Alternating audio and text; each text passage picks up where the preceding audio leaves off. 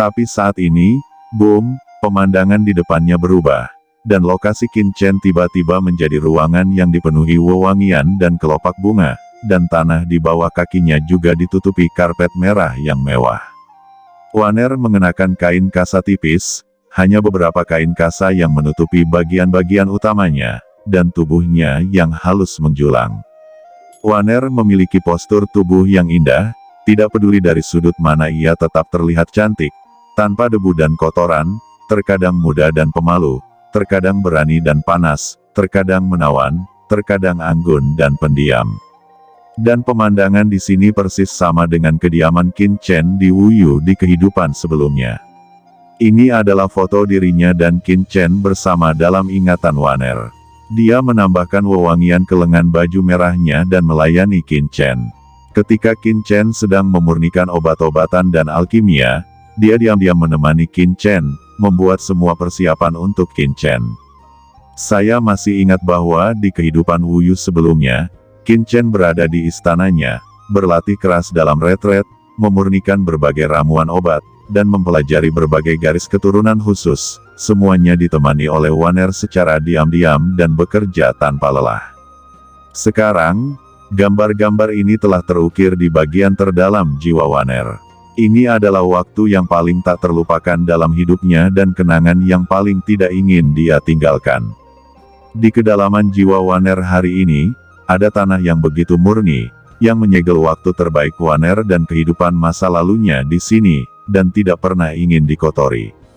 Hati Qin Chen sangat terkejut, dan sudut matanya basah.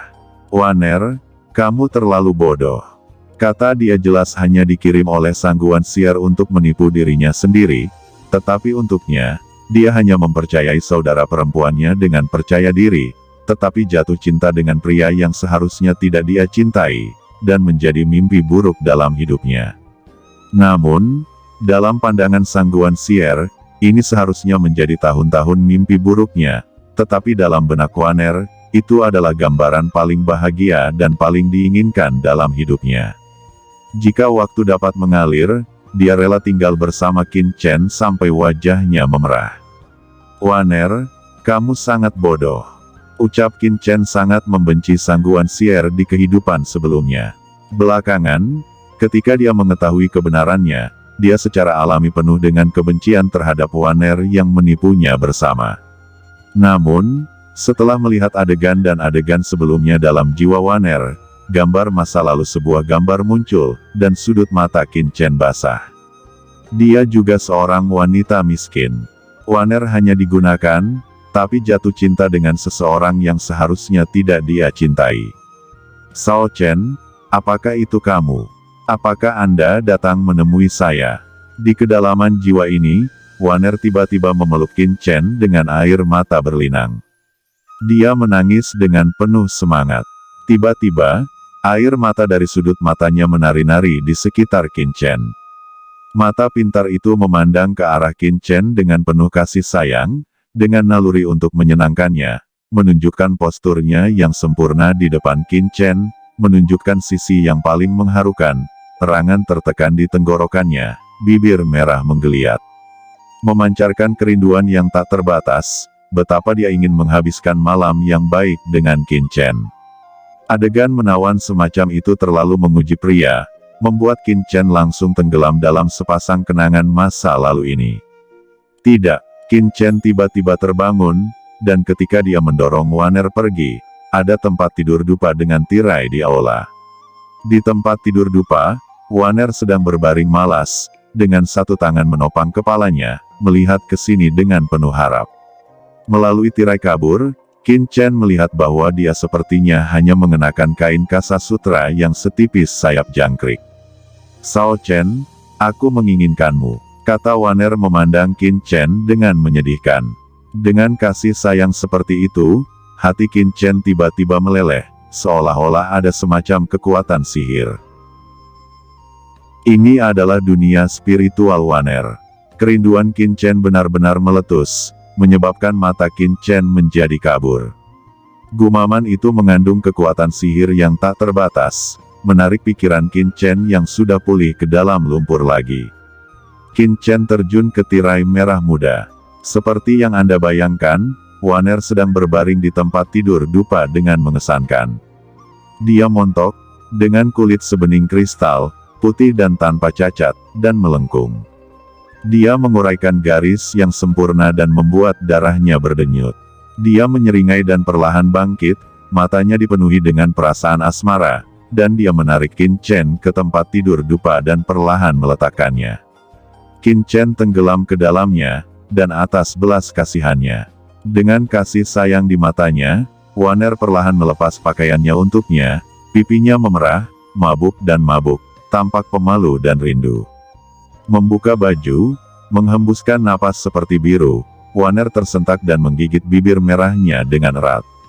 Tirai kasa jatuh, dan terdengar semburan suara terengah-engah.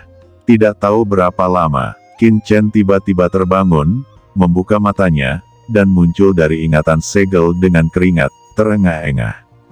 Dia mendongak, dia melihat bahwa tidak jauh dari sana, Waner sudah diselimuti oleh kabut hitam yang mengepul.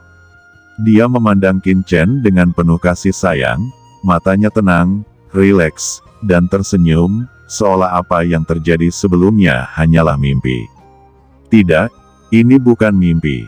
Pikir Qin Chen bisa merasakan bahwa nafas jiwanya sudah tercemar dengan jejak aura asal sihir. Ini terkontaminasi dalam mimpi sebelumnya. Dalam kabut hitam, Waner memandang Qin Chen sambil tersenyum, seolah ada nafas kehidupan yang mengalir di tubuh jiwa ini. Sudut matanya penuh kepuasan, dan bisa bersenang-senang dengan Qin Chen seperti keinginannya yang sudah lama disayangi dalam hidup ini. Qin Chen ingin mengatakan sesuatu, tetapi Waner melambaikan tangannya.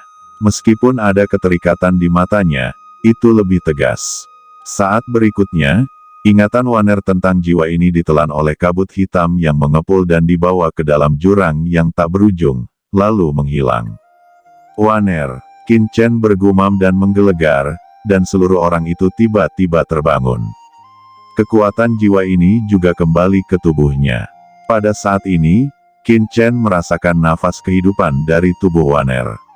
Itu adalah nafas jiwa dan tim kehidupan, benih kehidupan yang dia tinggalkan di tubuh Waner.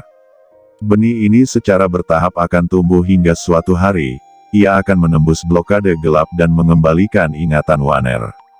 Melihat Waner tidur di sana, Qin Chen menghela nafas pelan, dan seluruh tubuhnya langsung keluar dari kekacauan. Hehe, bocah ras manusia, bagaimana caranya? Kata naga leluhur Hong Huang muncul di depan Qin Chen seketika, mengangkat kepalanya, dan terus mengintip ke dalam, matanya penasaran. Qin Chen terdiam, menendang naga leluhur prasejarah dengan satu tendangan. Naga leluhur yang dominan ini cukup kuat, jadi mengapa sikapnya seperti itu? Setelah menyelesaikan masalah Waner, Qin Chen tiba-tiba muncul di luar piring giok keberuntungan semesta, dan pada saat yang sama, Waner muncul bersamanya. Begitu Waner muncul di dunia luar, dia bangun dalam sekejap, dan membanting Qin Chen dengan pukulan, meledak, kekuatan kegelapan yang mengepul melonjak, dan Waner memanfaatkan kekuatan ini untuk terbang mundur dengan cepat, dan menyaksikan dengan waspada. Qin Chen, apa yang kamu lakukan padaku? Kata Waner dengan wajah jelek, dia kehilangan banyak ingatan, hanya mengingat bahwa anak ini bertarung melawan dirinya sendiri sebelumnya. Tetapi dia tidak ingat apa yang terjadi kemudian. Namun, bocah lelaki di depannya tiba-tiba tampak tidak terlalu menyebalkan, seolah-olah dia sudah akrab. Dan saat ini Molly juga terbang keluar dari kabut hitam. Pada saat ini, aura gelap yang mengerikan melonjak dari tubuh Molly, dan seluruh tubuh memancarkan aura Dizun yang samar. Sangguan Sier, gumam Molly ketika dia melihat sangguan Waner, ekspresinya terkejut. Bukankah sangguan Sier sudah mati? Kenapa kamu masih hidup? Salah. Molly tiba-tiba menatap Qin Chen dengan mata aneh. Bagaimana mungkin sangguan Sier tiba-tiba muncul di sini? Bukankah itu dari ruang tertentu di tubuh Qin Chen? Jinwu Changjiao. Mata Molly tiba-tiba membelalak, dan dia mengira anak ini adalah pria sejati. Tak disangka, dia masih memiliki hobi seperti itu, dan itu menyebalkan. Sangguan Sier apa? keluar. Ketika Sangguan Waner mendengar nama ini, dia secara naluriah merasa jijik. Dia dengan kasar menembak Molly. Kekuatan gelap yang mengepul menghantamnya. Molly buru-buru melawan, dengan keras, dia mendengus dan terbang mundur dengan cepat. Pergi jauh, saling memandang dengan tak percaya. Kekuatan kegelapan. Tidak, ini bukan lagi kekuatan kegelapan, tapi Sangguan Sier di depannya adalah anggota klan kegelapan. Apa yang sebenarnya terjadi? Molly memandang Qin Chen dengan tajam, pasti ada rahasia di dalamnya. Pada saat ini, tiba-tiba, seluruh dunia bergetar. Sangguan Waner menatap Qin Chen dan Molly, dia bisa merasakan kehebatan mereka berdua. Begitu dia mengangkat tangannya, kabut gelap yang tersisa tiba-tiba berubah menjadi naga panjang. Dan dia menghilang dengan cepat. Qin Chen, siapa orang ini? Kenapa dia persis sama dengan Sangguan Sier? Kata Molly menatap Qin Chen. Anda bertanya kepada saya, bagaimana saya tahu? Kata Qin Chen memutihkan matanya, lalu melayang di atas sungai Chaos. Dalam sekejap, aura kekacauan yang mengepul merasuki tubuhnya, dan saat berikutnya, sungai yang kacau di bawah berubah menjadi lautan luas dan dengan cepat memasuki tubuh Qin Chen. Qin Chen menyerap kekuatan Chaos River ini. Bigiok yang kacau ini telah mengalir keluar selama ratusan juta tahun dan mengandung aura kacau yang mengerikan. Qin Chen membutuhkan banyak aura asal yang kacau untuk berevolusi menjadi dunia yang kacau, dan dia secara alami tidak akan melepaskannya. Setelah kekuatan sungai Chaos ini memasuki tubuh Qin Chen, kebanyakan dari mereka memasuki dunia Chaos. Tetapi masih ada jejak asal-usul kekacauan yang menyatu ke dalam tubuh Qin Chen, membuat tubuhnya perlahan mengeras dan menumpuk. Qin Chen sedang bersiap untuk menerobos ranah di Sun. Meskipun dia telah benar-benar menembus ranah bangsawan di perbendaharaan Dewa Vientin ini, dia telah memperoleh begitu banyak petualangan dan dia telah mencapai puncak bangsawan, dan dia hanya selangkah lagi dari ranah bangsawan. Sekarang dia memiliki kesempatan seperti itu, dia secara alami akan memanfaatkannya dan terus mengumpulkannya.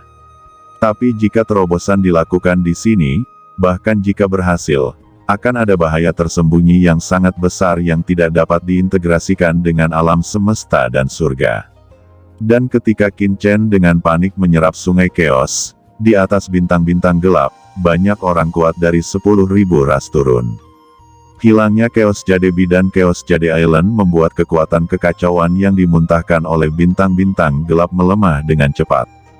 Yuan Hun Earthjun dan yang lainnya, yang datang ke bintang gelap lebih dulu, mencari bintang gelap untuk waktu yang lama dan menemukan banyak warisan kuno yang menakutkan. Bintang gelap ini seperti tanah harta karun, memungkinkan mereka untuk melihat alam yang lebih tinggi, dengan transformasi luar biasa, samar-samar menyentuh ambang Tianzun, tetapi tidak memiliki kekuatan yang cukup.